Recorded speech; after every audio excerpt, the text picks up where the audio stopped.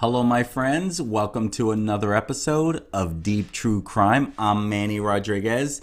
Today's episode, I want to talk to you. I want to share with you the Butcher Baker of Alaska. We all know who Butcher Baker of Alaska is. Let me fix this real quick. I already messed it up. That's right, my friends. We are going to be diving into the Butcher Baker of Alaska, Robert Hansen, where he hunted his victims and crossed them off a map. I mean, that's how heinous this was. That's how calculated he was. Literally, he had a map and he crossed them off, marking an X. And that's exactly what we're going to be diving into. When the police walked into Cindy Paulson's motel room at Big Timber, she was hysterical. She was crying. She was upset. She was trying to even remove the handcuffs herself that were on her wrists. And they were really digging in hard on her wrists.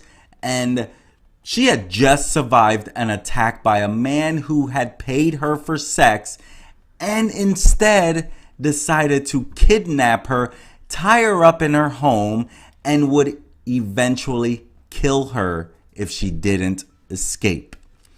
And that's exactly what we're going to be hitting on. Because this Cindy girl was very smart, quick thinking, knew that if I am going to flee this deranged lunatic, I better have my wits about me on this. And that's exactly why we were able to help solve this. I don't know why I said we. How she was able to help solve this. Because she was very smart on her actions, on the way she went about it. The sad part is, as you can see, many did not survive this. Many did not survive. And that's where she is very lucky, because she could have been number 18. She could have been number 18. Now, we don't know if there's even more or even a little less than this, because some he has denied. But again, what killer is truthful, right? And so that's where this is so heartbreaking. And out of these 17, one of these young girls was never identified. That's right. And we'll discuss that as well. And that's where we're going to go into this and talk about the Butcher Baker of Alaska. And he would later become known as this, but his given name is Robert Hansen. And he was born on February 15th of 1939, growing up in Estherville, Iowa. Now again, he becomes the Butcher Baker of Alaska. And we'll dive into that as well. But a future serial killer was born on that day, February 15th of 1939. And he was born to Danish immigrants. And he had a stutter. He had, he was looking to follow his dad's footsteps and become a baker. He starts working at the bakery of his dad at the age of 10 years old. And he had a stutter. He was very shy. He had terrible acne that would even scar his face. And it's things like this that didn't help him with the females at school when he was younger. And so for this, he hated females because he felt like they rejected him because of his stutter and his acne, which also made him a little shy, or should I say very shy. And so 1957, he graduates from high school. And a little known, unknown fact, his name was actually misspelled in the yearbook. He would also enroll in the Army when he was 18 years old. And so, again, he follows in his father's footsteps and starts training as a baker. And at the same time, he enrolls into the Army for a year where he is then discharged. In 1957, also at the age of 18, he has his first sexual encounter. And just like prostitutes probably do with their male, they do it in hotels. And so he ended up in hotels room with prostitutes multiple times after that. Okay, so his first sexual encounter ended up in a hotel room with prostitutes, and it wouldn't end there. He would have other instances with prostitutes in hotel rooms. And in 1959, he returns back to Iowa and works in the family bakery. And in 1960, he works as a drill instructor at the police academy in Pocahontas, Iowa. And this is also the time when he would meet his first wife.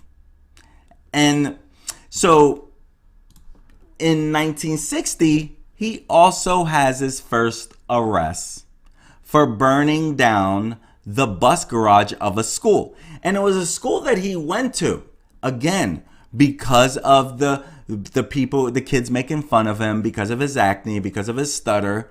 That was his revenge plot. He recruited a friend to help him burn down this school garage. And guess what? He was arrested. He was arrested for burning down this garage at a school in Pocahontas. And so he's sentenced to 3 years to Anamosa State Penitentiary, but he only serves 20 months. And during this time, his wife divorces him while he's in prison. She's like, I'm not going to deal with some guy that is willing to burn down a garage, a school garage.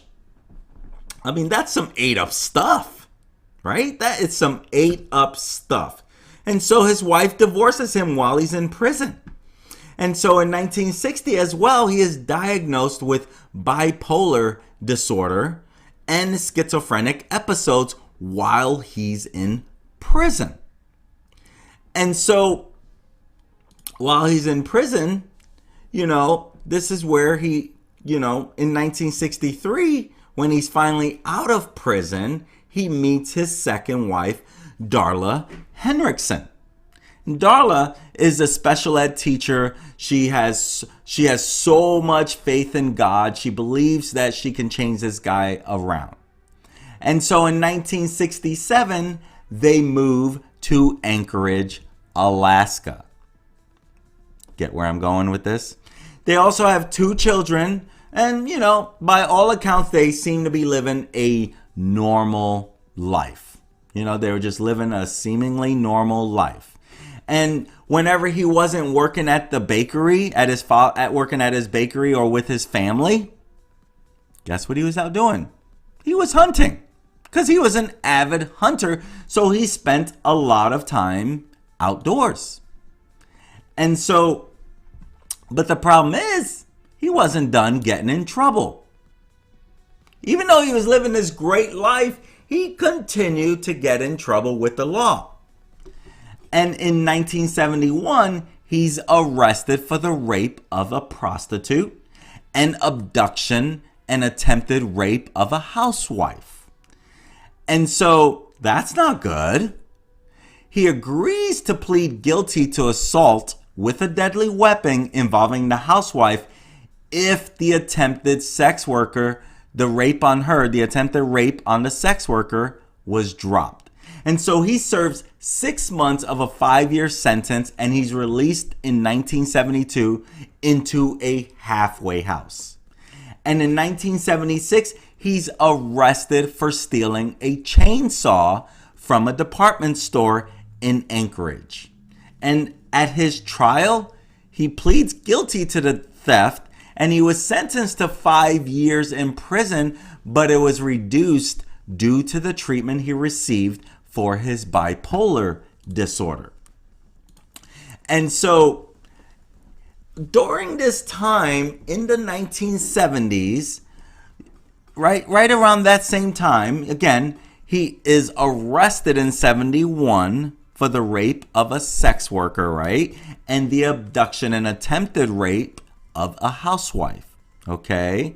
So you think about that, 71, 72, right around the 70s in this area, right in Anchorage, women began going missing.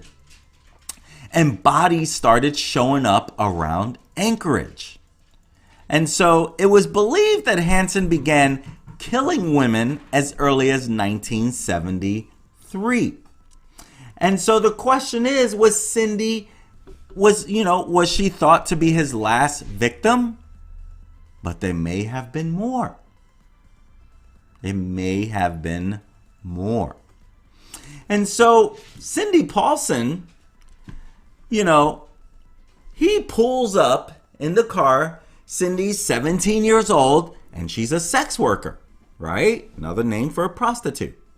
She's a sex worker. He pulls up next to her in his car in downtown Anchorage, and he offers her $200 to perform oral sex.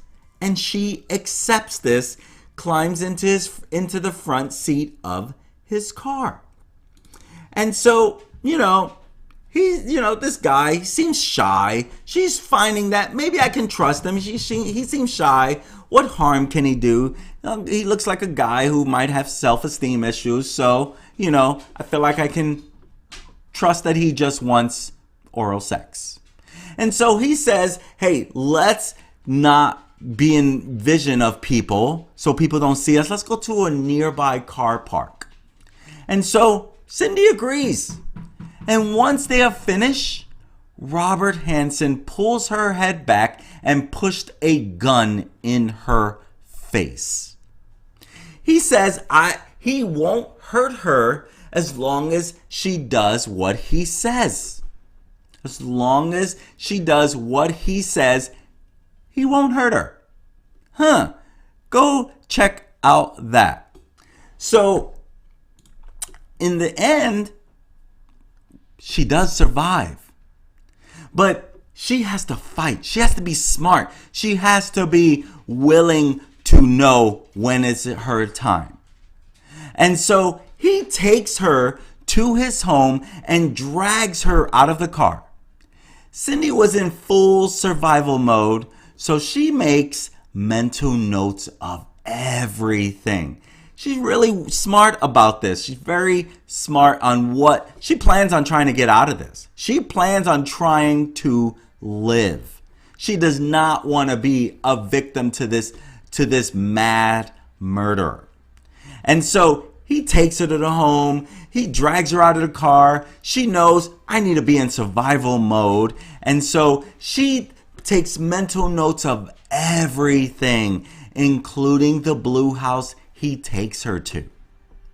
And of course, Hansen, he sexually assaults her. And when he's done, he chains her by her neck to a beam in the basement. And then he goes and falls asleep. And so while he's sleeping, Cindy, she memorizes everything she can inside this basement. There were hunting trophies. There were animal heads on the walls. There were various games and clothing scattered all across the home. Hours later, Hansen wakes up and he releases her from her shackles. And he orders her to use the bathroom so that she can get cleaned up. He then told her that he wanted her to see his cabin and promises to let her go afterwards. And, Cindy's smart to remember all of this. And so then he says, I want to show you my cabin. But the only way to get to the cabin is by plane. And so he had a plane ready to go.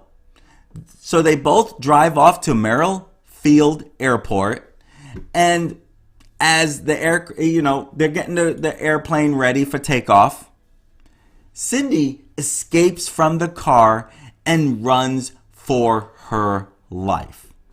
And she's half naked, barefoot, and handcuffed, but she sprints as fast as she can and tries to flag down a vehicle. And she manages to jump in the truck before Hansen catches up to her. And she asks the driver, Robert Yount, to take her to a motel, which is called the Mush Inn Motel. And she says, I don't want to go to a police station. Please just take me to a hotel. So the driver drops her off and immediately finds a payphone, and he does the right thing and calls the police. Hey, Christopher, thanks for tuning in. Thank you. Appreciate that comment. So when the police arrive at the Mush Inn, they're told that she's not here. She takes a cab to another motel called Big Timber. Now, they have since taken that Big Timber down. The hotel does not exist anymore since this has occurred. But they arrive at a room, and an officer, seeing she's hysterical, crying, just out of it, obviously, she tells the officer this incredible story of what she just went through. And of course, at first, she's 17, she's a teenager, she's a sex worker. The cops are not believing her. They don't believe her right away. And, that kind of makes sense, unfortunately. But they don't know what to think because she's underage, right? And so they're thinking maybe she just had a bad experience with a client. But again, a male called the police. A person who said, I dropped her off and she was out of it. So, that should add a little credibility because she didn't call the police. But that could also be another reason why they struggle to believe her, right? And so she describes this attack in exact details about his acne scars that he had since a child, his crooked teeth, how he spoke with a stutter, the kind of plane he owned, the car he drove, and the house she was taken to. There was so much detail to the story. In Cindy's mind, how could they not believe me? Right? How could they not believe me? I am sharing this down to the T on who this guy is, right?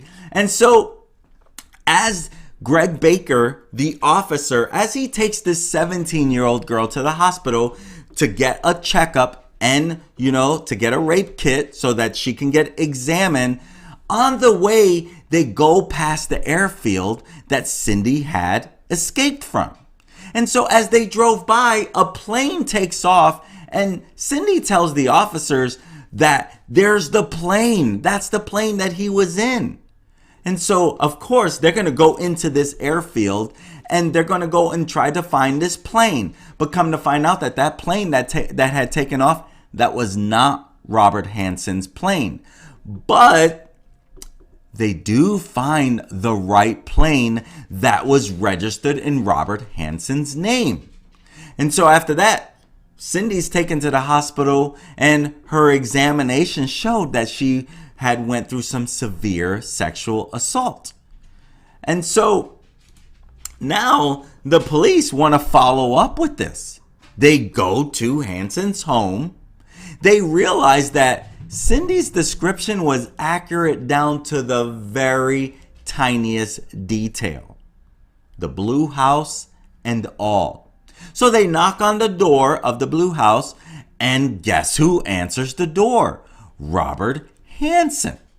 That's right. They question him, but he had an alibi, allegedly. He tells police that he spent the first part of the day with his friend working on a new seat for his plane. And he says later that night, he went to another friend's house to plan a fishing trip. And these friends, they were all well known in the area. They were trusted people in the area. They were known as well-respected men in the area. They corroborated his alibi. Why would they do that? That is strange on its own. And so, they are like, yep, he was with us. This is what happened. And so they corroborated it. And so the police felt like, okay, we feel like we need to believe him. So obviously now it's not looking too great for Cindy. And so Robert, he's like, I have nothing to hide. Check my whole house. And so he allows them to search his property and search his car. And, that car is the exact same make and model that Cindy had described. But again, she's a sex worker. Cars pick them up. So it's hard, for this to not be like, why wouldn't they know that she would recognize the car? But there was still enough to say, like, okay, this girl had went through a lot. And so they couldn't find a gun that Cindy had described that was held against her. And so police are starting to have issues trusting what is going on because they can't find enough proof. But even though the description of the inside of the basement was accurate to the T. And so since they didn't really have any evidence that showed Hansen kidnapped her, they felt like they didn't have anything.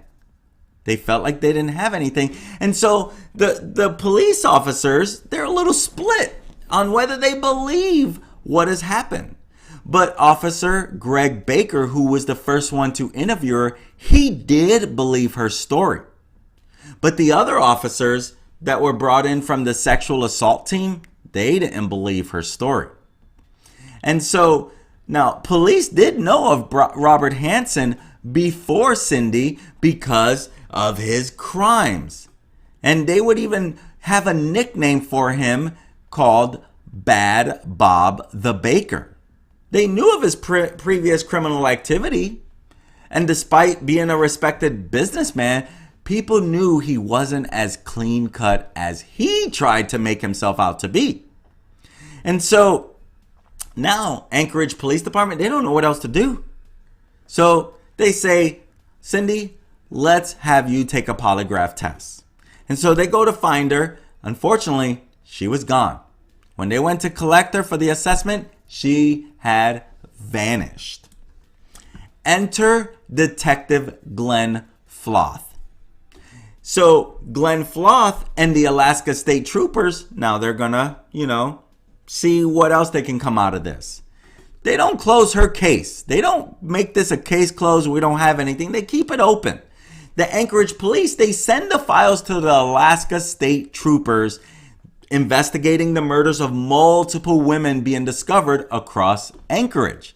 The women were primarily involved in prostitution and led high-risk lives.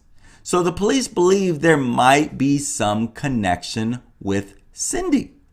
So Detective Glenn Floth and his team knew that women had been offered large sums of money for sexual favors, or even just to go out on a date. But they never came back. They were reported missing. And it was like these disappearances, they started becoming part of everyday life. And so Iglutina Annie, now that is a name that they gave her because to this day, they have never been able to identify her. There was another one that they were not able to identify, but up to within, it was 10 years ago, maybe less than 10 years ago, they did identify who that was. So there's only one Iglutina Annie who has still not been identified. And so she was found on July 21st of 1980. And she was found in a shallow grave. She'd been stabbed to death in the back and had been eaten by animals. Rest in peace, Iglutina, whatever your real name is. She was unidentifiable. So she was given the name of where she was found near South Iglutina Lake Road.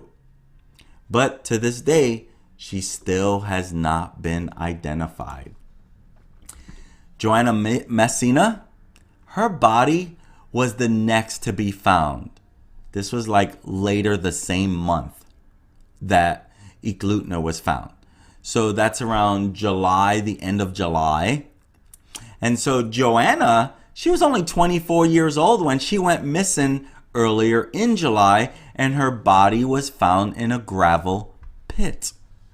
And in 1982, Sherry Morrow was discovered. Her body was in a shallow grave, and she was discovered by off-duty police officers. She too was buried in a shallow grave near Nick River.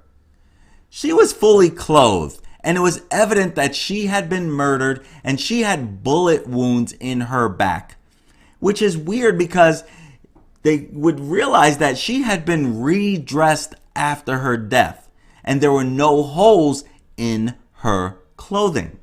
So she was shot before the clothes were put on her.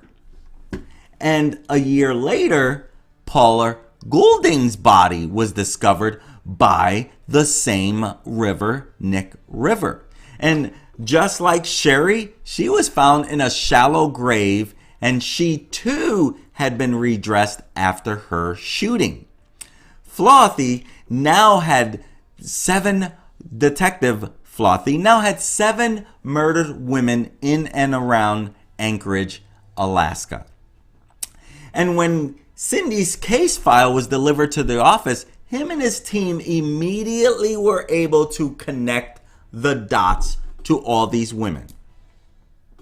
Now, Robert, he was already a person of interest due to his history. But of course, so many others were person of interest as well. But because of Cindy's account of what happened, that put him at the top of the list. And so they started taking a good look through his arrest records. And they found a long list of criminal activity with a similar MO, and in particular, one rape case. Robin Patterson. I don't think I got her up there. She didn't die, but 18-year-old sex worker Robin Patterson was kidnapped at gunpoint outside the Nevada club in December 1971.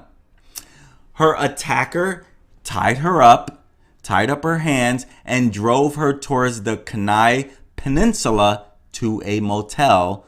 But during the journey, he pulled over multiple times to strip her of her clothes and to instigate sex.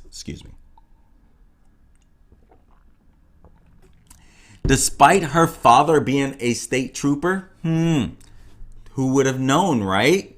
But once they were at the motel, he sexually assaulted her. And once he finished, he eventually drove her back to Anchorage after she begged him not to kill her. He threatened to kill her and her family if she spoke to police about the attack. Now, Robin did do the right thing and contacted the police once she was safe and picked Robert Hansen's photo out of the PERT book at the station. And so, despite her father being a state trooper, Robin's case was the one quashed in favor of Hansen's guilty plea for the assault with a deadly weapon involving the housewife. And so Detective Flothy, him and his team, they're like, okay, we knew Robert Hansen was the man we were looking for. He had a plane. He had access to the sites where the bodies were found. And so he had easy access to the victims because they were sex workers. He was also a hunter, so he could track these women once they were let go and shoot them down. He even had a criminal record of sexual assault and kidnapping. And so all the little pieces were coming together. And so now they all had to do was put it together. And so now they get search warrants and they go and search his home. They search his complete property. And so the thing is, though, even though they were requesting search warrants, the district attorney actually denied it twice. And so instead, Flothy did the right thing and contacted the FBI in the hope of some assistance in the case. Good job, Flothy, because that actually worked. And so Flothy's call was sent to the behavioral science unit, and John Douglas was assigned to the case. John Douglas, he has become a well-known person when it comes to the helping solve stuff.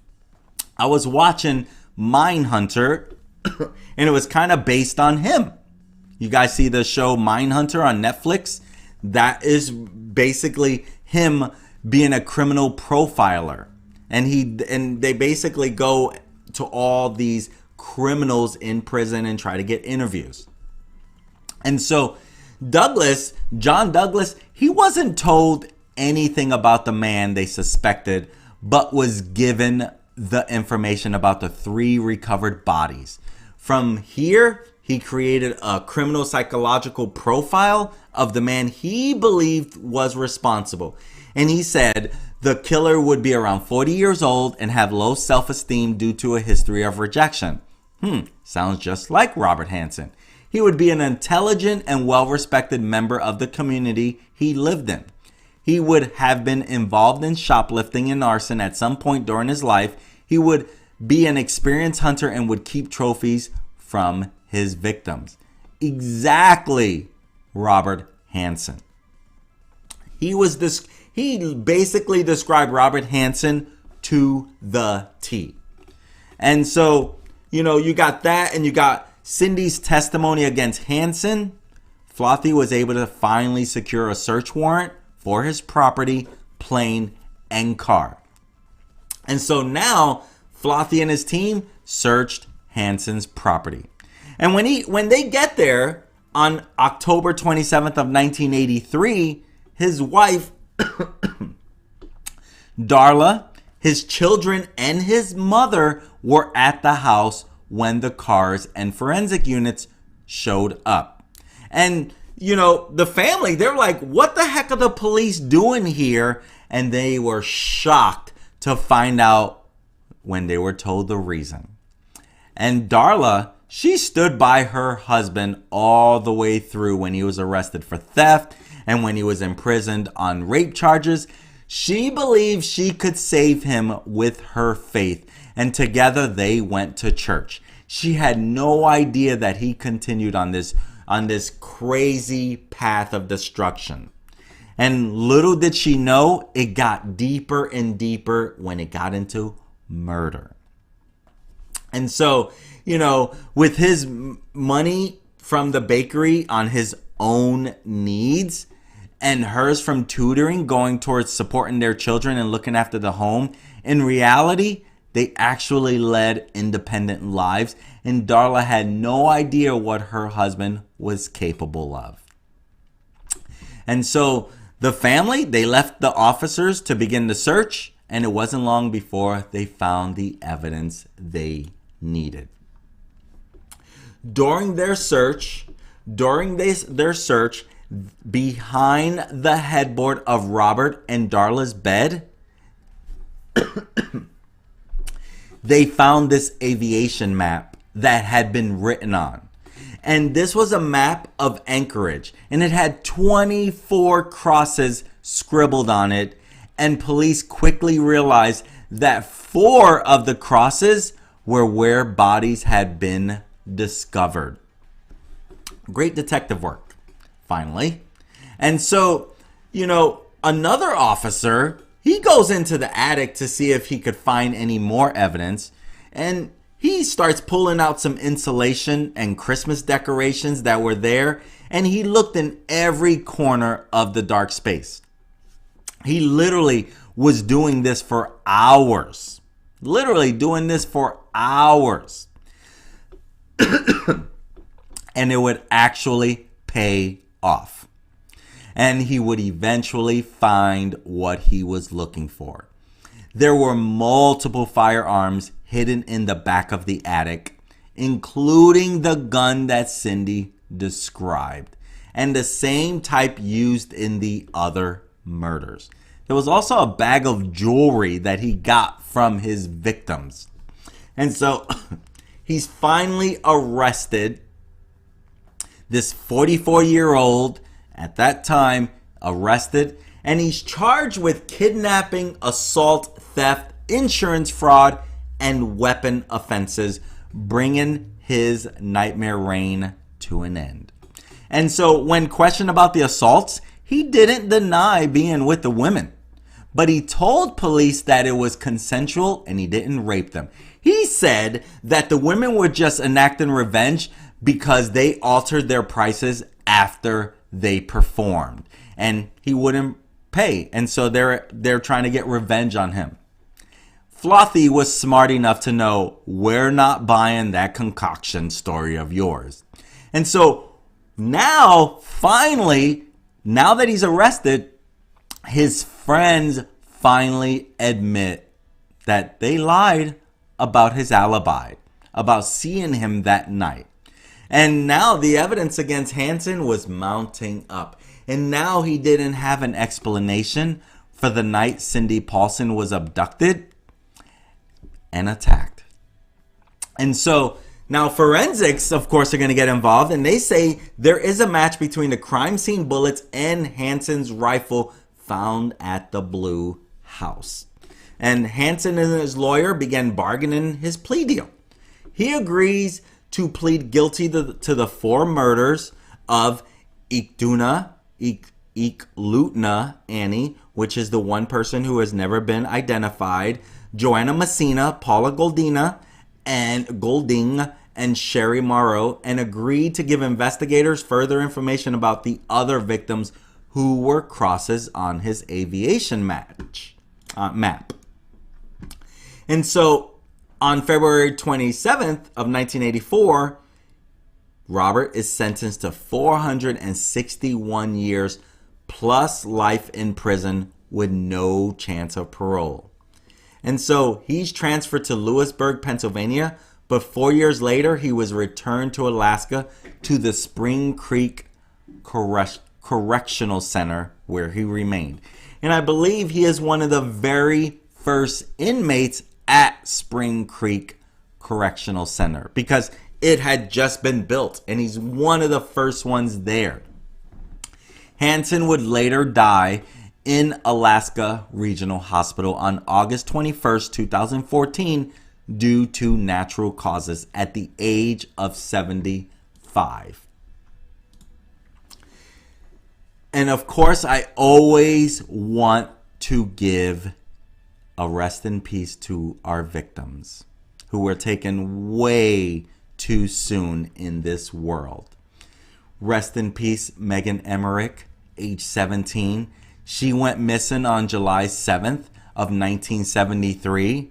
Hansen denied killing her, but there was an X on the map where her body was eventually found. Rest in peace, Mary Till, age 22 years old. She went missing on July 5th of 1975. Again, Hansen denied killing her, but there was an X on his map where her body was eventually found. And Robin Pelkey, she is the one that she was known as Horseshoe Harriet, because that's close to where her body was found in April 1984. Now, later on, they would be able to identify her, Robin Pelkey. Rest in peace, Robin Pelkey. Taken way too soon. and she was about the 19, 20 years old. She was found in April of 1984, and Hansen did help with the location of her body. Iglutina Annie, they're not too sure much on her. She was aged 16 to 25. She was found on July 21st, 1980. Rest in peace, Iglutina Annie. Roxanne Eastland. I'm out of order on that. Teresa Watson.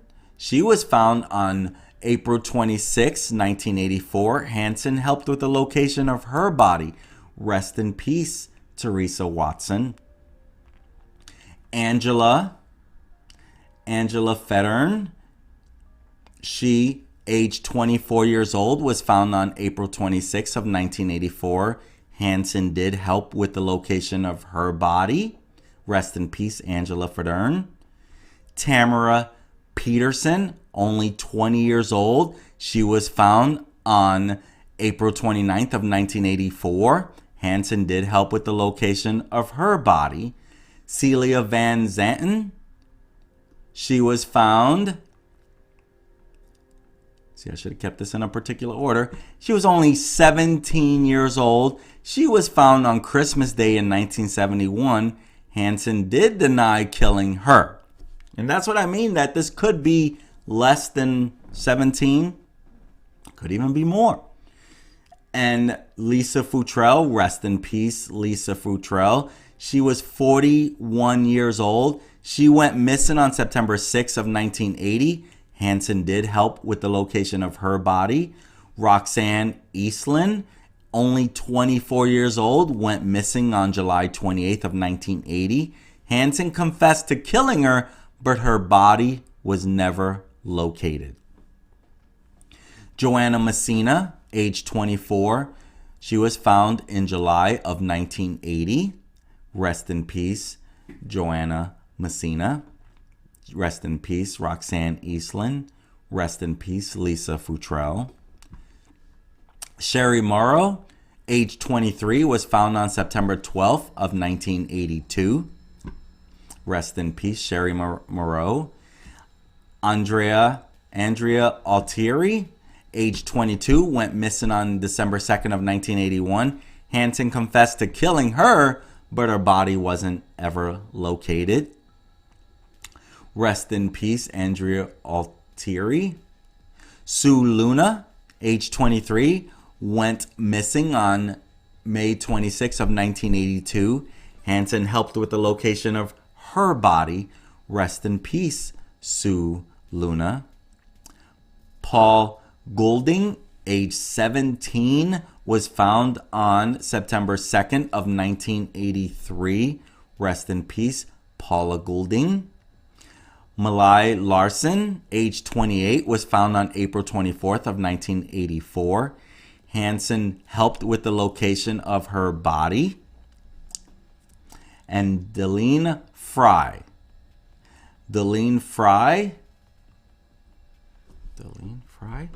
age 20, was found on the 20th of August, 1985, near Nick River. Rest in peace to all these young ladies taken way too soon by this coward, by this heinous coward who was rejected young and became a friggin' serial killer. That just should never happen. People are taken way too soon over some stupid stuff. Should not happen.